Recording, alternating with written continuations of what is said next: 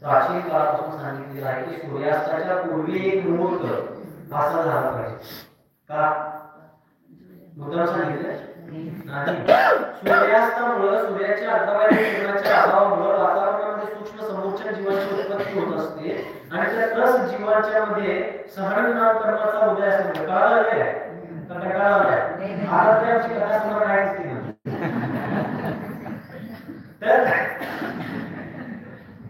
तर जीवांच्या रसनाकर्माचा उदयाचा अविनाभावी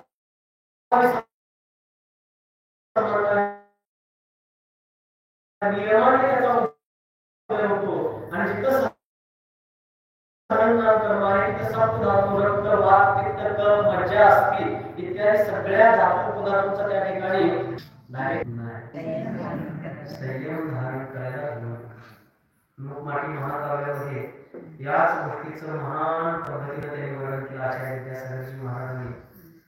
आता ते सगळं सांगायला या ठिकाणी वेळ नाही, पण एक त्यातलं पात्र विचारतं कुंभकारा.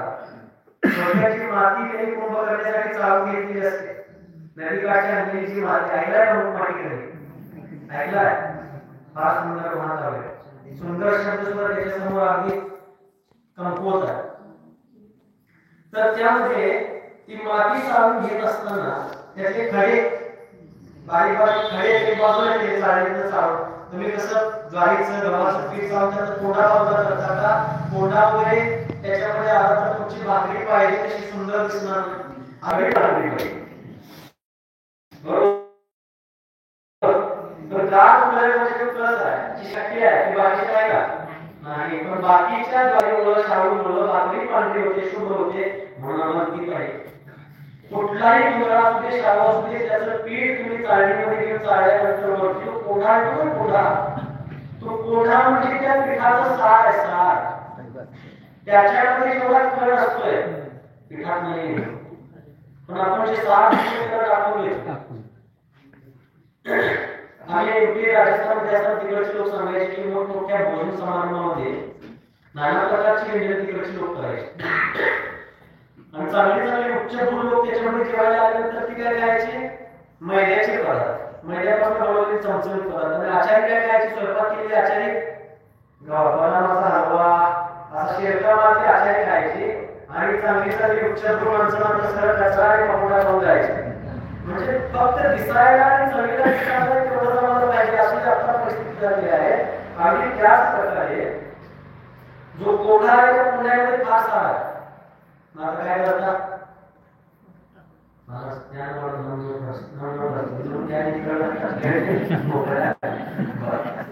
मग तसंच ती माती त्या कुंभकारानं नदीच्या काठावर नदीची माती चाळणीमध्ये जाऊन चाळली आणि माती चाळल्यानंतर त्यातनं खडे त्या चाळणीत राहिलेली माती खाली पडली. आता आम्ही पूर्वीपासून जन्मजात त्या मातीशी एकनिष्ठ होतो, एक संलग्न होतो आणि आज तुम्ही आम्हाला त्या मातीपासून वेगळं केला म्हणून ते खडे त्या कुंभकारावरती रुष्ट होतात. असं बरंच प्रकरण आहे, मोठं प्रकरण आहे. मग शेवटी ज्या वेळेला पश्चाताप होतो त्या खड्यांना की आम्ही चुकीचं वागलो त्या कुंभकारावर. कुंभकार म्हणजे निर्धन तुमचा प्रतीक असतो त्याच्यामध्ये. तर त्या खड्यांना पश्चाताप होतो आणि शेवटी ते खडे त्या कुंभकाराला विनंती करतात कि ऐसा हमारा तुम्हारा मंत्र है, एक मंत्र दो हमें जिससे हमारा जीवन भी खराब बने. क्या बोलते? खराब बने और जिससे हमारा जीवन भी हीरा बने और खराब बने कंचन से. म्हणजे आमचं जीवन पण हिऱ्यासारखं होऊ दे आणि जे कंचनमध्ये सोनं त्या सोन्याप्रमाणे अगदी 100 सोनं असते त्याप्रमाणे 24 कॅरेटच्या सोन्याप्रमाणे आमचं पण जीवन बनवले अशा प्रकारची विनंती ज्यावेळेला ते नंतर ते खडे करतात त्यावेळेला तो कुंभकार म्हणतो संयम की राह. मातीमध्ये त्या कुंभकाराच्या माध्यमातून महाकवी सांगतात संयम की राह चलो राही बनना ही तू हीरा बनना. स्वयं राही शब्द विलोम रूप से कहता है राही हीरा. विलोम संयम की राह, संयमाच्या मार्गावरती चला. म्हणून केव्हापासून सांगितलं? 18 सप्टेंबर 1955 रोजी 22 मिनिटांचा अंतिम उद्देश. त्याच्यामध्ये आचार्यांनी सांगितलं बाबांनो धाडस करू नका. काय सांगितलं? घेऊ नका. का सांगितलं बरं त्याने असं? घेऊ नका घेऊ नका. संयम धारण करायला एवढं म्हणू शक्य असते, मग घेऊ नका का म्हणले? महाराज तुम्हाला इथं सांगायला आले, विचारायला आले. बर महाराजांनी घेऊ नका म्हटले, संयम धारण करा असं नुसतं डायरेक्टली आज्ञा असते. पण घेऊ नका का म्हटले तर त्यांना माहिती होतं, अनुभव सिद्ध असलेले आचार्य होते. त्यांनी एवढ्यासाठी सांगितलं घेऊ नका. पंचमकाल त्या अंगावरती अज्ञान विज्ञानाचा प्रचंड झंझावात. अशा परिस्थितीमध्ये संसारी जीव धर्म आराधनेमध्ये संयम आराधनेमध्ये कमी संलग्न होतात. त्या कमी प्रमाणामध्ये त्यांची वाटचाल होते. त्या संयमाला धारण करण्यामध्ये ते घाबरतात. पण वास्तविक संयम रत्नत्रयाची आराधना करण्याचा सुकर मार्ग, आनंदमयी मार्ग, सुलभ मार्ग दुसरा कोणताच नाहीये. वाटायला सुरुवातीला तो अवघड वाटतो, पण याच्यासारखा आनंददायी दुसरा मार्ग तुम्ही आता प्रपंच करताय. अवघड आहे सोपा आहे? सोपा आहे. आमच्या आचार्य महाराजांचे कलगरमध्ये मन सांगायचे. आचार्य महाराज काय जास्त लग्न होणार आहे, साखरपुड्याचे झालेलं आहे, शरद याद्या काढलेल्या आहेत. सुरुवातीला हरवून गेला, नंतर ते सगळं लग्न झाल्यावर त्याला अनुभवाला त्याची काय परिस्थिती होत्या त्याचं वर्णन करताना ते मन सांगायचे. ध्यान त्यांना दिलं थोडं बोललं तुम्हाला अनुभव सांगे. ध्यान त्यांना दिलं जाणार ते परिस्थिती परिस्थितीच आहे. आचार्य म्हणतात सुरुवात धारण करूपर्यंत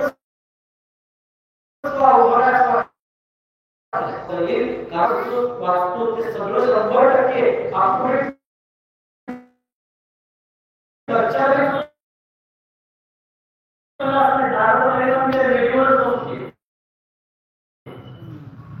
आदिनाथ भगवंताच्या 10 भावांची चर्चा आपण वाचतो. पाचनाथ भावांच्या भगवंताच्या 10 भावांची चर्चा आपण वाचतो. महावीर स्वामींच्या 10 भावांची चर्चा शास्त्रामध्ये मिळते. लगेच त्यांनी सुद्धा पहिल्या भावामध्येच त्या भगवंताला प्राप्त केले असतात. अनेक भावापर्यंत त्यांना आपली आत्मसुधारणा करता वाटचाल करावी लागली आणि मग अंतिम पर्यायामध्ये पूर्ण रूपाने विरागला प्राप्त करून ते सिद्धीला धारण करणं आपण पाहिजे. म्हणून त्या रूपाने सांगितलं संयम की राह चलो. राह म्हणजे मार्ग, संयम की राह चलो. मूल्यवान असतो तसं ज्याचं जीवन आहे संयमाला अलंकृत आहे तो सुद्धा विद्वानांच्या द्वारे पोचनीय होतो. त्याचं मूल्यांकन फार मोठ्या प्रमाणात केलं जातं. ही संयमाची महिमा आहे.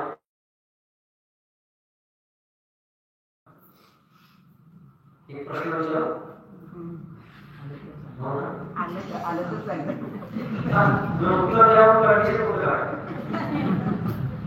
प्रश्न हा की उपस्थित सर्वांनाच जे रात्री त्यांना सोड, जे करतात त्यांना तुम्ही रात्री जेवता का रात्रभर जेवता?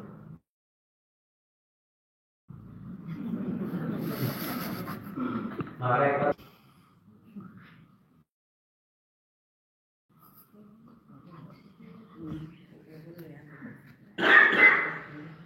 मी सांगू मारा समजा एक्सप्रेशन कोणी करतोय तरी पण किती 9 वाजेपर्यंत असते. जेव्हा बंद होते त्यावेळेस नियम घेतो आपण तेवढं केलं तरी पण ती धर्माकडे त्याची सुरुवात आहे. धर्म फार होण्यात हा जगाचा हा फोबिया तयार झालेला आहे. हा भ्रम निर्माण झालेला आहे. एक प्रकारची संकुचित चुकी तयार झालेली आहे. चुकीची आहे त्याच्या एवढं सुलभ काहीच नाही.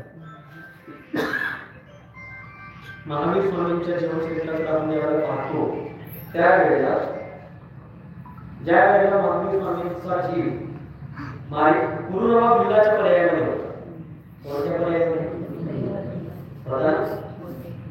त्यावेळेला तो जंगलातल्या प्राण्याची शिकार करून हिंस्र पद्धतीने जीवन जगायचा. ते सगळं चरित्र आपल्याला माहितीच आहे, बऱ्याच वेळेला ऐकलेलं असतं. पण ज्या वेळेला त्या मुनी महाराजांची त्यांची गाठभेट होते, महाराजांनी त्यांना सगळ्या शिकारीचा वगैरे त्याग करण्याची प्रेरणा दिली. याच्याशिवाय दुसरं काय साधन उपाय नाही आहे. त्यावेळेला त्यांनी काय सांगितलं, बरं ठीक आहे, बाकी सोडू शकत नसतं नाही का, ते तर सोडतो जे तो सेवन करत नव्हता. महाराजांनी पण किती सायकोलॉजी त्या ठिकाणी वापरली, मनोविज्ञानाचा आधार घेतला की तो आता जास्त जबरदस्ती केलं तर कोणाचे काहीच ऐकणार नाही. धर्म कधी लागायचं नसतो, धर्म लागायचं नसतो, धर्म सोपवायचा असतो. काय करायचं असतो, धर्म सोपवायचा असतो. आज आमची तरुण पिढी धर्माकडे येण्याचं न येण्याचं कारण आहे आणि त्याच्यावर धर्म लागायला सोपूया. त्या महाराजांनी काय केलं, नाही मी सांगतो ते तू केलाच पाहिजे असं जर त्यांनी पण हट्ट धरला असता, कोण तुम्ही म्हणून विचारून पुढे गेला असता. महाराजांनी किती म्हणून किती जबरदस्त सायकोलॉजी त्या ठिकाणी वापरली. त्यांनी म्हटलं ठीक आहे, नाही का, मग त्याचं त्याग बरेच करतो म्हणून. आणि फक्त ज्याचं तो सेवन करतो तर त्याच्या त्यागाच्या नियमाचा राहतो, भक्तेश्वरांचा पुत्र पुन्हा पुन्हा तो भरकटला तो निराळा भाग आहे. परंतु भरकटलेला जीव पुनश्च मार्गावरती.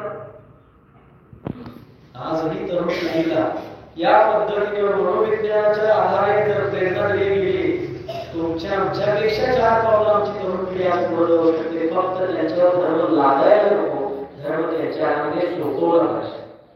काय पाहिजे, पण आपण जे अव्रती आहे ते व्रती बनवतात. त्यांनी व्रत धारण करा. महाराजांनी सांगितलं काय, घेऊ नका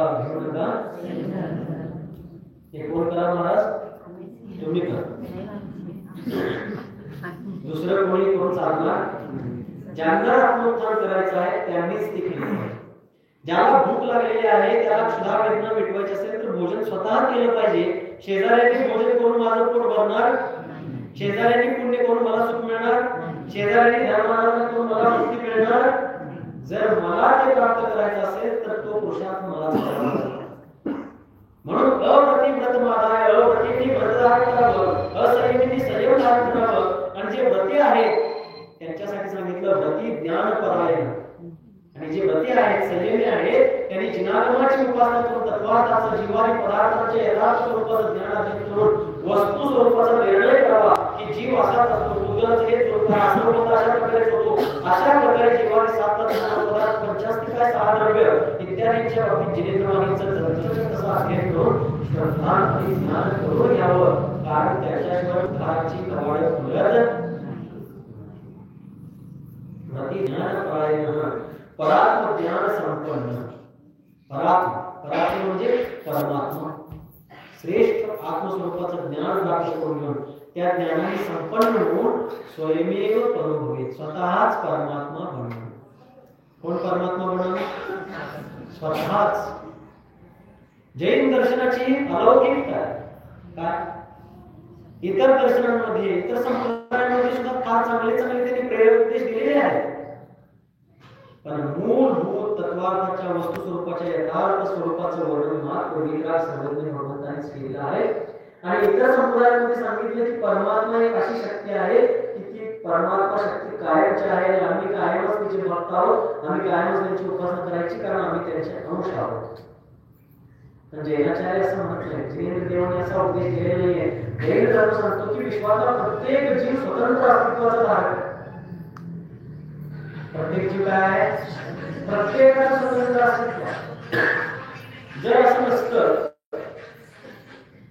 उदाहरणार्थ आपण रस्त्याने चाललेलो आहोत, पायात काहीतरी काटा मोडला, काटा टोचला, नख शिखांड शेंडी, शिखांड काय शेंडी, नख शिखांड, पायाच्या नखापासून ते डोक्याच्या शेंडीपर्यंत त्याची कळ येते नाही, वेदना होतात नाही. हे अखंड शरीर आहे. या शरीराने त्यामध्ये आपल्या जीवाचं स्वतंत्र अस्तित्व आहे, आपलं स्वतंत्र अस्तित्व आहे. पण ते अखंड शरीर असल्यामुळे पायाच्या नखापासून डोक्याच्या शेंडीपर्यंत खाली टोचलेला काटा असला तरी सुद्धा संपूर्ण शरीरामध्ये त्याचे सेन्स जाणवतात. तसंच जर असं म्हटलं गेलं की परमात्मा एक अखंड जीव आहे आणि आम्ही सगळे त्याचे अंश आहोत, बरोबर. आता शरीर एक अखंड वस्तू, हात एक त्याचा अंश आहे, बोट त्याचा अंश आहे, डोकं त्याचा अंश आहे, नाक त्याचा अवयव आहे, डोळे त्याचा अंश आहे. हे सगळे अवयव अंग उपांग त्याच्या अंशाच आहेत. मग एका ठिकाणी सर्वांमध्ये त्याची सेन्स जाणवतात. काहीतरी आनंदाची बातमी मिळाल्यानंतर बरोबर, बाहेर काही टोचून नाही, लागलं नाही, आढळलं नाही, काय झालं नाही, एक काहीतरी चांगली बातमी, चांगली गोष्ट कानावरती पडली, आनंद झाला आणि संपूर्ण शरीरावरती रोमांच उभी राहिले. असं कुठं होतं का नुसतं चेहऱ्यावरती जसं रोमांच आहे, असं कुठं होतं का नुसतं हृदयामध्ये जसं चांगल्या आनंदाची अनुभूती झाली, सर्वांगामध्ये त्याच्या आनंदाचे रोमांच उभे राहतात. तसं समजा ईश्वर एक अखंड आत्मा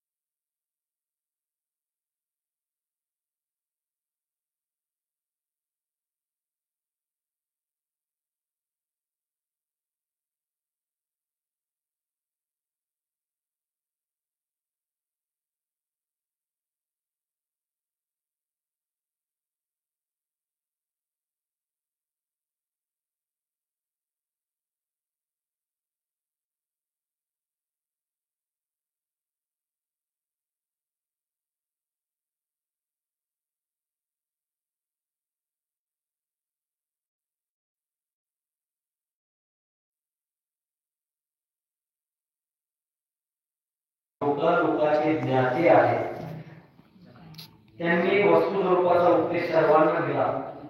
त्यांच्या किती विचित्र गोष्ट आहे. आणि मग आचार्य म्हणतात परात्म ज्ञान संपन्न म्हणून वस्तू स्वरूपाचं परमात्मा स्वरूपाचं ज्ञान प्राप्त करून घेऊन स्वयमेव स्वतःच परमात्मा बनतो. स्वतःच काय होणार? आपण भगवंताची पूजा करतो, करता नाही? कशासाठी करतो? कोणत्याही भौतिक वस्तूच्या उपलब्धीसाठी नव्हे, तर आम्हालाही तुमच्यासारखं व्हायचं म्हणून आम्ही तुमची पूजा करतो. कशासाठी करतो? आम्हाला तुमच्यासारखं बनायचं आहे म्हणून आम्ही तुमची पूजा करतो. मग तुमची पूजा केल्यानंतरच आम्ही तुमच्यासारखे बनणार आहोत का? तर जर ज्ञान प्राप्त करून घ्यायचं असेल तर ज्ञानी जवळच गेलो. असं कोण झाले का अज्ञानी जवळ खऱ्या ज्ञानाची प्राप्ती झाली? असं कधीही कुठेही झालं नाही, होणार नाही. खऱ्या ज्ञानाची प्राप्ती करून घ्यायची असेल तर ज्ञानी व्यक्तीजवळ गेलं पाहिजे. निर्धनता नष्ट करायची असेल, दारिद्र्य मिटवायचं असेल तर धर्माजवळच गेलं पाहिजे. त्याच प्रकारे संसारातून जर आम्हाला मुक्त व्हायचं असेल तर जे मुक्तात्मा आहे, परमात्मा आहे, शुद्धात्मा आहे, त्यांनाच शरण गेलं पाहिजे. त्यांच्या व्यतिरिक्त दुसऱ्या कोणाला शरण जाऊन मुक्तीची प्राप्ती होणार नाही. म्हणून आम्ही तुमची पूजा करतो. म्हणजे भगवंताची पूजा भगवान बनण्यासाठी, त्यांच्या समान बनण्यासाठी, का कोणत्या भौतिक उपलब्धीसाठी. किती भौतिक गोष्टी आजपर्यंत प्राप्त झाल्या, इतक्या सगळ्या त्या मिटलेल्या आहेत, सुटलेल्या आहेत, संपलेल्या आहेत. आता एकच अलौकिक गोष्ट, आत्मसुखाची प्राप्ती. मग त्याच्यासाठी त्यांनी सांगितलं स्वयमेव परोभवे, स्वतःच परमात्मा व्हा. सगळे जीव परमात्मा होऊ शकतात. आज तो कोणत्या परिस्थितीमध्ये आहे, आज तो काय करतो आहे, त्याच्याबरोबरच त्याच्यामध्ये असणारी जी आत्मशक्ती आहे तिला जर जागवलं, तिला जर जागृत केलं गेलं तर प्रत्येक जीव परमात्मा होऊ शकतो. आज तो जर पाप करतो आहे तर त्याचं भविष्य दुःखमय असणार. आज जर तो पुण्य करत असेल तर त्याचं भविष्य उज्ज्वल असणार आहे. आज तो धर्माराधना करत असेल तर तो भविष्य काळामध्ये धर्माचं महान फळ प्राप्त करणार आहे. अधर्म करत असेल तर त्याचं पतन होणार आहे. या गोष्टी त्याच्या वर्तमानकालीन पुरुषार्थावरती जरी अवलंबून असल्या तरी जो आज जसा आहे कायम तसाच राहणार आहे असं काय नाहीये. जे आज परमात्मा झाले आहे ते काय आपण परमात्माच होते का? होते नाही. कारण एक नियम, मुक्तीची प्राप्ती संसारपूर्वक होते. मुक्तीची प्राप्ती उदाहरणार्थ 15 ऑगस्ट रोजी आपण कोणता दिवस साजरा करतो? स्वातंत्र्य दिवस साजरा करतो. कधी स्वातंत्र्य मिळालं? 1947 रोजी भारतवर्षाला स्वातंत्र्याची प्राप्ती झाली. मग आपण 15 ऑगस्ट 1947 पासून स्वातंत्र्य दिवस साजरा करतो. त्याच्यापूर्वी काय करत नव्हतो? त्याच्यापूर्वी हा देश नव्हता ना. त्याच्यापूर्वी सगळं महाराष्ट्र, कर्नाटक, तेलंगणा, आंध्र प्रदेश, मध्य प्रदेश, गुजरात मध्ये सगळं काय नव्हतं. मग आपण 15 ऑगस्ट 1947 पासूनच हे सगळं साजरा करतो. त्याला कारण काय? त्याचा बेस काय? तर त्याला कारण हे आहे की त्या दिवसाच्या पूर्वीपर्यंत हा देश गुलामीच्या बेडीमध्ये जखडलेला होता, परतंत्र होता, ब्रिटिशांच्या स्वातंत्र्यामध्ये अडकून पडलेला होता. आणि त्या दिवसापासून या भारताला आता सार्वभौमत्व प्राप्त झालं. आपले सगळे अधिकार या देशाला एक स्वतंत्र देशाच्या रूपाने प्राप्त झाले. म्हणून तेव्हापासून प्रतिवर्षाला आपण तो दिवस स्वतंत्रता दिन म्हणून साजरा करतो. याचा अर्थ काय? हा देश स्वातंत्र्यातून मुक्त झाला म्हणून स्वातंत्र्य दिवस साजरा केला जातो. बरोबर? तशाच प्रकारे निर्वाण कल्याण केव्हापासून साजरे करू लागले लोक? कोणाचंही ज्या दिवशी त्यांना चक्रवर्ती संसारापासून मुक्ती मिळाली, कोणी महावीर स्वामी असले, पुष्पाळ स्वामी असले, भरतभाऊ असले, कोणी असले, त्यांची निर्वाण तिथी केव्हापासून साजरी केली? ज्या दिवशी ते मुक्त झाले. मग मुक्त व्हायच्या आदल्या दिवशी पर्यंत काय होते? अगोदरच्या क्षणापर्यंत काय होते? अमुक्त होते, मुक्त नव्हते. जेव्हा सिद्ध झाले त्याच्या एक समय आधी, त्याच्या एक क्षण आधी ते असिद्ध होते. तत्वसूत्रामध्ये आपण अवैध भावामध्ये, याच्यामध्ये अवैध भावामध्ये असिद्धत्व भाव पाहतो ना. हे एवढं सुंदर आहे जैन दर्शन. कोणत्याही प्रकारच्या या ठिकाणी शंकेला, संशयाला जागाच नाही. म्हणून मुक्तीची प्राप्ती संसारपूर्वक होते. तर संसाराच्या प्रत्येक जीवामध्ये परमात्मा बनण्याची शक्ती कोणामध्ये? प्रत्येकामध्ये. अमुकामध्येच आहे, अमुकामध्येच आहे असं नाही. सगळ्या जीवामध्ये परमात्मा बनण्याची शक्ती आहे. म्हणून जैन दर्शनाने सांगितले प्रत्येकाच्यासाठी मोक्ष मार्गाचा उपदेश दिला. आणि आजपर्यंत कितीतरी जीव जो काळ चुकीच्या मार्गावरती चालत होता तो आज सन्मार्गावरती चालू लागला आणि पुढच्या कुठे पोहोचला. अशी कितीतरी उदाहरण इतिहासाची फार जुनी उदाहरणं लावतात. अलीकडचं उदाहरण घेऊया. आचार्य ब्रह्माचार्य शांतीसागर महाराजांचा विहार भारतातल्या भरपूर प्रांतांमध्ये झालेला आहे. आणि विहार करता करता आचार्य महाराज कर्नाटकामध्ये पोहोचले आणि कर्नाटकामध्ये गोकाकच्या आसपास पोहोचल्यानंतर तिथली जनता घटप्रभा गोकाक त्या क्षेत्रातली जनता त्यांच्या स्वागतासाठी दर्शनासाठी आतुर होती आणि या करता आचार्य महाराज गोकाकमध्ये पोहोचले. तिथे पोहोचल्यानंतर गोकाकच्या हद्दीत पोहोचल्यानंतर शेकडो नरनारी त्यांच्या स्वागतामध्ये उत्साहपूर्वक चालत आहेत, जय जयकार करत आहेत, दर्शन करत आहेत. आणि त्याच वेळी त्या गर्दीमध्ये एक सप्त व्यसनामध्ये शिरोमणी असणारा, सप्त व्यसनांचा धुरंधर असणारा असा एक व्यक्ती त्या गर्दीतून चालला. चालता चालता तो पुढे सरकला, सरसावला आणि आचार्य महाराजांच्या अगदी निकट पोहोचला आणि त्यांच्या सोबत चालला. आणि त्यांच्या सोबत चालता चालता शांतीचा कल्पवृक्ष सरकत आहे. त्यांच्या सोबत चालता चालता त्या व्यसनी व्यक्तीच्या मनामध्ये अति उज्ज्वल भावना निर्माण झाली. त्याच्या पुण्याचा प्रबळ उदय होऊ लागला आणि त्याने विनम्रतापूर्वक हात पुढे केले आणि आचार्य महाराजांनी त्याच्या हातामध्ये कमंडलू दिलं. काय दिलं? बघा, त्याच्या हातामध्ये कमंडलू दिलं. अत्यंत गदगद झाला. आजपर्यंत ज्याला लोकांनी धिक्कार लावला, झटकार लावला, स्वीकार केली होती, त्याला नाम करण्यामध्ये लोकांनी ज्ञानिका म्हणली होती, त्या व्यक्तीच्या हातामध्ये साक्षात आचार्य शांती सागराचे महाराजांनी कमंडलू दिलं आणि त्यानं आपल्या जीवनाला धन्य मानलं आणि तो चालला त्यांच्यासोबत. तितक्यात कोणीतरी आचार्य महाराजांना म्हणलं, महाराज कोणाच्या हातात कमंडलू दिलं? या व्यसनी व्यक्तीच्या हातात कमंडलू दिला. ज्याला गावावरून वळून टाकलाय असं लोक समजतात, त्याच्या हातात कमंडलू नको काढून घ्या. आचार्य शांती सागराचे महाराज ते कोणा एकाचे नव्हते, कुठल्या एका गावाचे नव्हते, कुठल्या एका समाजाचे नव्हते, कुठल्या एका प्रांताचे नव्हते.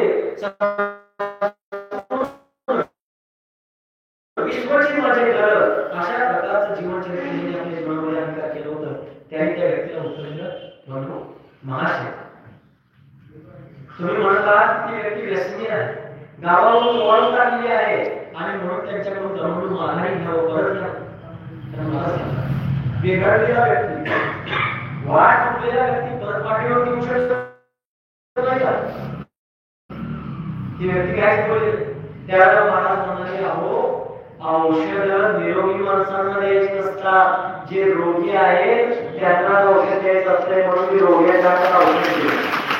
त्यामध्ये मी रोग्याच्या हातात औषध दिलेलं आहे, तुम्ही बघा रोगी सुधारेल. त्यांनी ऐकलं. माझ्या बाबतीत आचार्यांना सांगणाऱ्या व्यक्तीने काय सांगितलं आणि त्याला आचार्यांनी माझ्या पुस्तकाला याची जबाबदारी पाहिलं का? म्हणून आला त्याचा कंठ गदगद झाला, जीवन धन्य झाल्याचा भास त्याला होऊ लागला. महाराज संघसहित मंदिरामध्ये पोहोचले, दर्शन झालं, सगळं झालं, लोकांनी दर्शन केलं, महाराजांचं थोडा वेळ प्रवचन झालं आणि त्यानंतर ती व्यक्ती महाराजांच्या जवळ जाते. विनम्र भावपूर्वक महाराजांना निवेदन करते की महाराज आजपर्यंत माझं जीवन हे गटारीच्या एखाद्या किड्याप्रमाणे वाया गेलेलं माझं जीवन आहे, पण आज मी तुमच्या चरणांच्या साक्षी पूर्वक संकल्प घेतो आहे, सगळ्या व्यसनांचा त्याग करायची माझी प्रबळ इच्छा आहे, भावना आहे आणि आज तुम्ही मला सत्य व्यसनाच्या त्यागाचा नियम द्यावा. आणि इतकंच नाही, आता मला माघारी तर कोण नाही येणार, आता मी तुमच्या परिवारामध्ये सामील होऊ इच्छितो, मी तुम्हाला शरण येऊ इच्छितो, मला शिष्यत्व प्रदान करा, मला तुमच्या शरणामध्ये येऊ द्या, काढा द्या आणि मी तुमचा शिष्य होईल. आशीर्वाद द्या मला. कोणाचं कधी भाग्य उदयाला येईल, कोणाचं कधी उद्धार होईल, कोणाचं कधी पतन होईल काही सांगता येत. आणि मग त्या दिवसापासून ती व्यक्ती महाराजांच्या समोर जाऊन स्वाध्यायाच्या चर्चा, व्रत, सेवा, पूजन, भक्ती हे सगळं चालू झालं. महाराजांच्या सोबत त्यांनी संघासहित विहार केला आणि तेच पुढं आचार्य शांती सागराचे महाराजांनी प्रसिद्ध मुनिवर्ती पायसागराचे महाराज, आचार्य श्री पायसागराचे महाराज या नावानं नावारूपाला आले आणि पायसागराचे महाराज नेहमीच सांगायचे की मी पाप सागर होतो. ते काय म्हणायचे? मी पाप सागर होतो, पण शांती सागर महाराजांनी मला पाप सागराचा पाय सागर केला. असे आमचे गुरु होते, अशा प्रकारचे गौरवगार आचार्य पायसागराचे महाराज. म्हणजे वाल्याचा वाल्मिकी आपण सांगत होतो, आपल्या समोर पाप सागराचा पाय सागर झाला होता. त्याच पाय सागराची महाराजांनी प्रदेश महाराजांना दीक्षा दिली, अनेक शिष्यांना त्यांनी दीक्षा दिली. आमच्या आचार्य महाराजांच्या मुखात आम्ही बऱ्याच वेळा ऐकलं की पाय सागराचे महाराज नाटकामध्ये काम केलेले होते, मुंबईला कामगार युनियनचे लीडर होते, बरेच वेळ पात्र त्यांनी पटवलेली होती. आणि अशा परिस्थितीमध्ये जेव्हा तिने दीक्षा घेतली, नाटकामध्ये नाटक गाजवले, व्यक्तीने ज्यावेळेला प्रवचन चालू केले दिगंबराच्या रूपामध्ये, गाड्या बैलगाड्या भरभरून लोक शेजारपाजारच्या खेडेपाड्यातून त्यांच्या प्रवचनाला यायचे आणि त्यांचं प्रवचन ऐकून आपलं जीवन सन्मार्गाला लावायचे. अशा प्रकारे झालं. जो पाप सागर होता तो स्वतःच नुसता पाय सागर झाला नाही, तर बऱ्याच जीवनाला त्याने पुण्य सागरामध्ये आणण्याचं काम केलं. प्रत्येकाचा उद्धार होऊ शकतो. म्हणून जैन दर्शन सांगतं की संसारातल्या प्रत्येक प्राण्यामध्ये भगवान मानण्याची शक्ती, त्या शक्तीला ओळखता आलं पाहिजे. आणि त्याच निमित्तानं त्याच अनुषंगानं हे सध्याचं जे वर्ष आहे इसवी सन 2024, कसलं वर्ष? प्रथमाचार्य शांतीसागरजी महाराजांच्या आचार्य पदार्पणाचा शताब्दी वर्ष. त्या बाबतीत आपल्याला फार सगळ्या सांगण्याची आवश्यकता नाही, सगळ्यांना माहिती. दसऱ्याच्या मुहूर्तावरती 1924 मध्ये आपल्या पूर्वजांनी विचारशील लोकांच्या चतुर्वेद संघाच्या मार्गदर्शनाखाली याच संगोळी नगरीमध्ये त्यांना आचार्य पद प्रदान केलं आणि एका महान मुलींना चतुर्वेद संघाचं नेतृत्व सोपवून या प्रचंड काळामध्ये एक महान धर्म प्रभावना करण्याचा शुभारंभ त्यावेळेला झाला होता. त्या आचार्यांना पदानुरूप येत्या दसऱ्याच्या दिवशी 100 वर्ष पूर्ण. आपण तो सोहळा पाहण्यासाठी नव्हतो, पण शताब्दी वर्ष साजरा करण्यावर आपलं भाग्य आहे हे सुद्धा काही कमी नाही. तर आता सर्वांनी काय करायचं आहे? कंबर कसायचे. काय कसायचे आहे? बरेच दिवस आपल्याला तसेच केलेले आहेत. दसऱ्याच्या 2023 च्या दसऱ्यापासून आता कंबर कसायला मग योगासन करायला लागणार.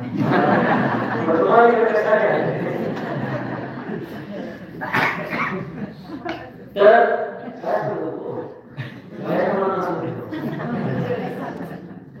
23 सालच्या दसऱ्यापासून ते आज 3 मार्च 2024 पर्यंत इतके दिवस आपले अत्यंत उपक्रमांच्या माध्यमातून गेलेले आहेत. विशेष असा आपण साहित्य निमित्तानं उपक्रम करू शकलेलो नाही. नगर काहीतरी विशिष्ट गोष्टी झालेल्या आहेत, पण ज्या राष्ट्रव्यापी महोत्सव झाला पाहिजे होता, काही कारणास्तव झाला नाही. आता त्याच्यासाठी कटिबद्ध व्हायचं आहे. हा महोत्सव एक कार्यक्रम उपक्रम आचार्य शांतीसागर महाराजांच्या येते तर निघून गेले, पण त्यांच्या कार्याचा वसा आणि वारसा पुढील पिढ्यांना देता यावा, आम्हाला उद्धार करून घेता यावा आणि पुढच्या पिढीला उद्धाराचा मार्ग प्रशस्त करून घेता यावा, त्यांच्या हातामध्ये काहीतरी महान साधन सोपवता यावं, याच्यासाठी आपण सर्वांनी हा उपक्रम हाती घ्यायचा आहे. आणि त्याच अनुषंगानं येत्या 30 आणि 31 मार्च रोजी, आज किती तारीख आहे? 3 मार्च. येत्या 30 मार्च आणि 31 मार्च रोजी या 2 दिवसांमध्ये या ठिकाणी भव्य विद्वत संगोष्ठीचं आयोजन आपल्या संगोळीमध्ये महावीर जैन मंदिराच्या माध्यमातून, पूजा समिती, मंदिर समिती आणि वीर सेवादलाच्या माध्यमातून करण्यात येणार आहे. तुमची सर्वांची आमंत्रण असेल तर आपण नक्कीच हे कार्यक्रम तुम्हाला उत्सुकतेने आहे.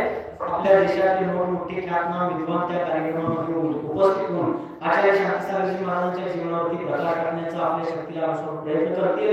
त्याचसोबत त्या 2 दिवसांमध्ये सकाळच्या सत्रामध्ये भगवंतांचा अभिषेक वगैरे झाल्यानंतर आणखी विशेष माहिती तुम्हाला पुढे देण्यात येईलच, परंतु आचर्य झाल्यानंतर सकाळी 11:30च्या दरम्यान पासून ते 11:30 टायमिंग दिले, अर्धा पाऊण तास पुढे मागे होणार, कारण तुम्ही चौक्यातून सुद्धा मोकळे झाले पाहिजे.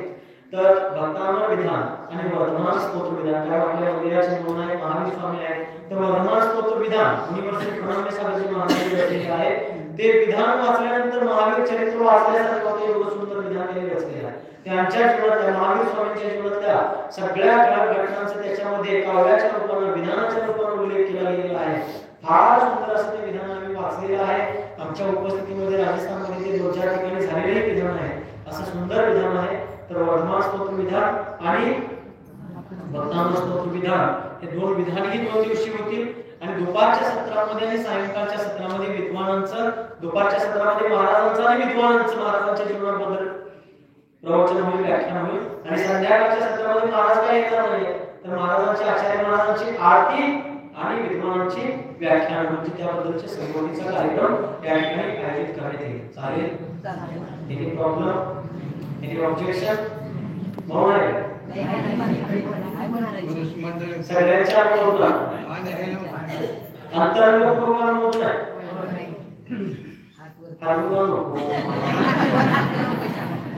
अशी मन घातली पाहिजे की हृदय बाहेर पडलं पाहिजे की अशा पद्धतीनं आपण आगामी काळामध्ये या गोष्टीचंही आयोजन करणार आहोत आणि पुढं महिन्या दोन महिन्याच्या टप्प्यानं आणखी सुंदर चांगल्या सांस्कृतिक धार्मिक सैद्धांतिक कार्यक्रमाचे आयोजन या ठिकाणी करण्यात येईल पण त्यामध्ये तुमचा सहभाग कसा असणार आहे त्याच्यावरती पुढचं सगळं आयोजन असेल कसं करायचं सगळ्याच्या पूर्ण मागेपासून पुढे सगळ्यापासून काही दिवस अशा प्रकारे आपण सर्वांनी त्याच्यामध्ये उत्स्फूर्त सहभाग घ्यायचा आणि आनंदाच्या या क्षणांमध्ये या शताब्दी महोत्सवामध्ये शताब्दी वर्ष कार्यक्रमामध्ये सामील होऊन आपलं जीवन सफल करून घ्यायचं आहे आपली वेळ आहे तर महाराजांना दररोज बाजार उलटल्यानंतर मिळत असते आमच्याकडे रोज त्यांच्यावर अन्याय वगैरे काय हरकत नाही आज महाराजांना पुढे टाइम 4:20 पासून ते 5:15 पर्यंत